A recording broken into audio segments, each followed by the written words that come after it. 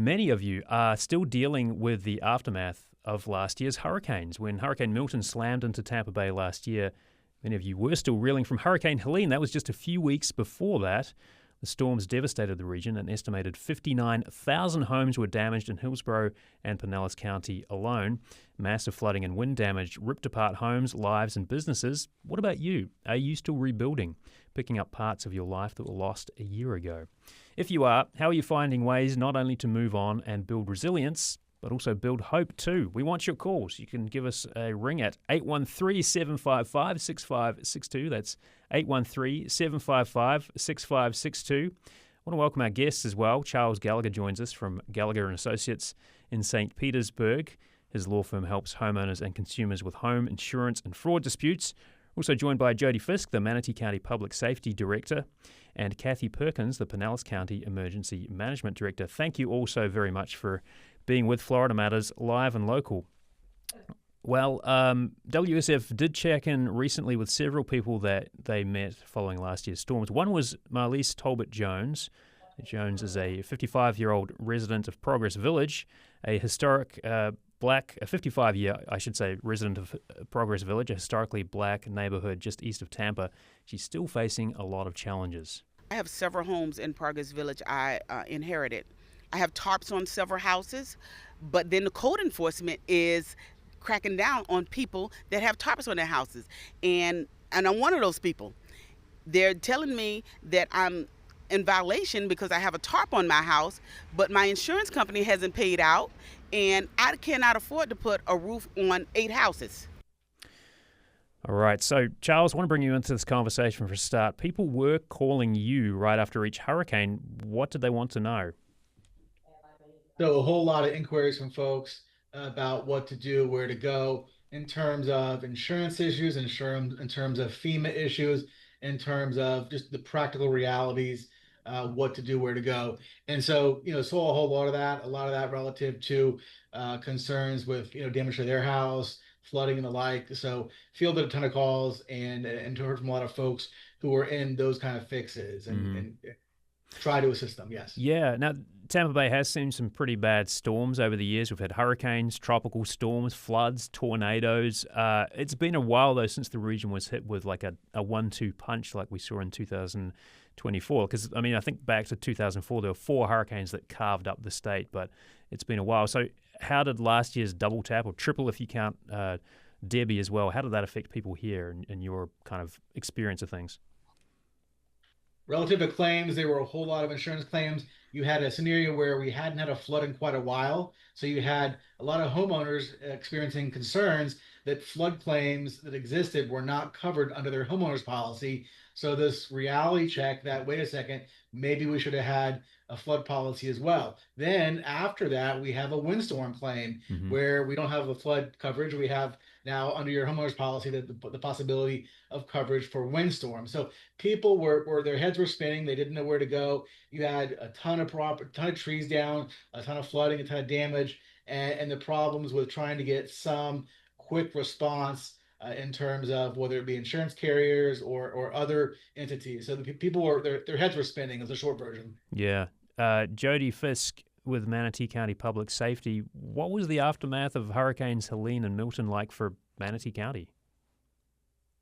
So Manatee County was interesting. This was the first time the county has seen this kind of impact in over a century. So I think a lot of people were surprised by the storm surge when it came in and the amount of damage and sand that it brought with it, as well as the debris. And then for those who didn't take any impacts from Helene, a week and change later, you had Hurricane Milton with the wind. And so it has prompted a lot of conversation, I think, for our residents about insurance, about knowing your level, and really about the emergency alerts and making sure they're getting the most current information from trusted sources. What about the recovery, and how does that look, almost a year on from Hurricane Milton now? Recovery is always a very, very long process. It's not as simple as just filling out an application and then getting money and start your repairs.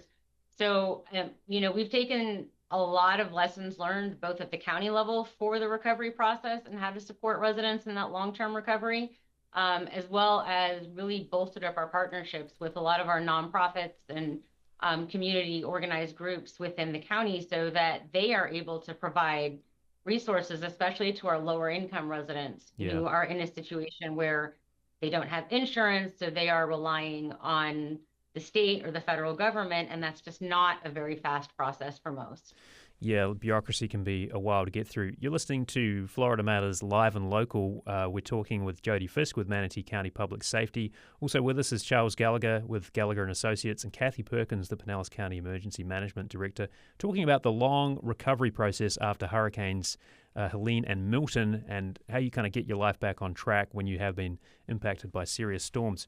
You can weigh in with your comments and questions. Is last year's disaster in your rearview mirror? What did you learn from that, or are you still picking up the pieces? The number is 813-755-6562. You can email floridamatters@wusf.org. Cathie, building permit delays were a big challenge for a lot of people fixing their homes after the storms. Has that changed at all? So I think we're seeing more permits are being issued now. The substantial damage determinations were a huge challenge. Just like Jodie and Charles talked about, we have not seen that kind of flooding here in Pinellas County. It was a cumbersome process to be able to gather all of the data points required to calculate that and determine, depending upon the type of home that people lived in, whether or not they met that criteria. In Pinellas County, we have 26 different jurisdictions, so it gets confusing for a lot of people, right? Not everybody knows where their permits are coming from, whose jurisdiction they fall under, getting the letters out to folks. So there was a lot of confusion. We are seeing movement on that now, and we are seeing people now that are tearing down their homes and starting to reconstruct or starting to see elevations happening. But we do, unfortunately, still see homes and businesses that are still boarded up. Yeah, so it's a long process if you're only just now starting to kind of rebuild a year after the storm. And, we're now into the next storm season, right? It hasn't been impacting us here yet, but there's still a ways to go. Charles, just kind of taking a personal view on this, what was the aftermath of Hurricanes Helene and Milton like for you? I mean, did it feel like a different kind of recovery process from other efforts that you've been part of? Very much so. I think we had some profound damage in our area. We were fortunate, had a couple of trees on our roof, had some flooding in our garage, and some nominal damage to fencing and such. But we were quite fortunate. But not feet away, we had 4, 5, 6 massive trees uprooted on people's houses, destroying their cars. And we were in an area that was high. We weren't in a low area. So very fortunate, but just stunned seeing the reaction of things.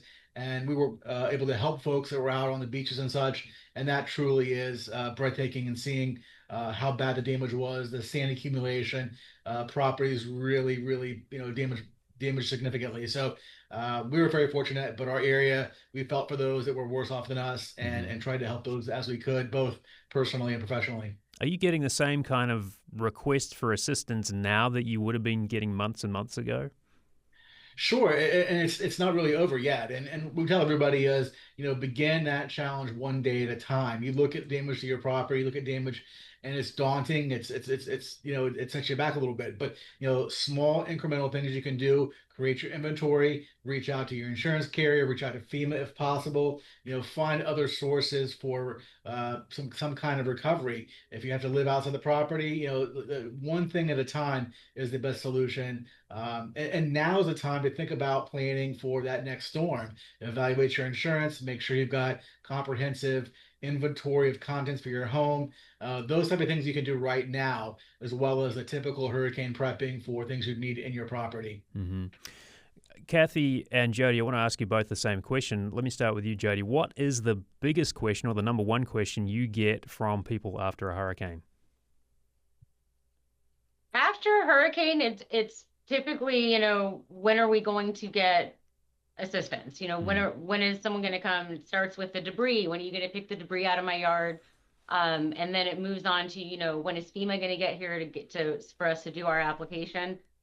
Those questions really are pretty standard that you get from the residents, because it's the immediate needs. And I think that, as they go through the long-term recovery process, we are seeing a lot more I think more educated questions about the process, like I made it to this part, should I also apply for SBA or should I wait for FEMA to give me my dollars? And so it's been a huge learning curve. If you're not immersed in this world, it's a big learning curve. But the residents, it's the immediate need first, and then that longer term recovery, it just depends on where they are in the process.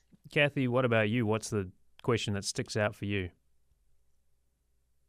I think it's always what's next, right? And I think for everybody in our community, to Jodie's point, it's a different perspective, right? Depending upon how you were impacted. I remember going out to the barrier islands and there's no power and there's fire alarms and there's 4 feet of sand everywhere and so many structures impacted. And then you drive back onto the mainland, and it's business as usual, right? Until Milton came along, and then we had all this inland flooding, and then we had all these long extended power outages, and we had a lot of cable outages. So each one is we have to continue to try to pivot and figure out how to get information and resources to the community, and it just really varies for everybody. I think Charles and a lot of our local attorney groups, like, they see a lot of people that are really struggling. They're falling through the cracks. Insurance is not something that people are used to having to navigate. Permits are not something that most people are used to having to navigate. So it's a huge learning curve in terms of all of the things that people are trying to deal with in the aftermath of an event like this. If you've got some questions about the process that you're dealing with, let us know. 813-755-6562. That's 813-755-6562. You can also email us floridamatters@wusf.org. Okay, so FEMA came up, and obviously that is an agency that steps in after hurricanes. Jodie, is FEMA still around for people who were hit a year ago, or has the window for that assistance changed at all? So depending on the type of assistance you were applying for, there's different deadlines for that type of assistance. I do still get contact from residents who maybe have not heard from on the process of their application in a while, or have a question about a dollar amount that was given. I think we're pretty lucky. We usually get a FEMA liaison in the EOC with us on the ground prior to landfall, and that's very helpful for us because it helps us maintain points of contact. And so as the county is still going through the recovery process, FEMA is very responsive for us in terms of when we reach out to them and say, hey, this resident needs a point of contact, can you direct them to somebody else? We're pretty lucky. I have no complaints in that area. I think for residents, it can be very frustrating because you have an 800 number or an app and you get limited information. But that is a process that is being worked through at the federal level, obviously, for recovery assistance. But yeah, FEMA is on the ground with us. They are helpful. They have been responsive for us. So I don't have anything negative to say in that regard. I wonder, Cathie, has anything changed under this new administration? Because there have been so many changes at the federal level. So are there things under President Donald Trump's administration that you need to step up and kind of work on because FEMA can't provide that assistance now? The assistance is still the same for this hurricane season. I think we're all waiting to see what comes out of the committees that are meeting. Here in Pinellas County, we still have 226 households that are in some FEMA supported direct housing program. So, FEMA is still out there. They're still supporting people, and we're waiting to hear what changes may come about. So that way here at the state and the local level, we can determine how we can supplement that, and are there additional things that we need to be planning for. Mm-hmm. Just in the last kind of 15 seconds or so we have here, I mean, some cynics might hear Florida homeowners are kind of more on their own now. Do you think that's true, or is there still help out there for them? I think everybody should plan. Everybody should have a plan, right? Personal preparedness is first line of action for everybody. Know that your county and your state has resources. Make sure you're registering with your local county for alerts and notification. Get those insurance policies. That's a form of fiscal mitigation. Mm-hmm. Make sure you know your zone, have a plan, and stay informed. Those are the key things. But the government is, state and local government is still out here to support. Well, thank you so much. We're going to have to leave it there, but we've been speaking with Cathie Perkins with Pinellas County Emergency Management. She's the director of that agency. Jodie Fiske, Manatee County Public Safety Director, and Charles Gallagher, an attorney with Gallagher and Associates in St. Petersburg. Thank you so much.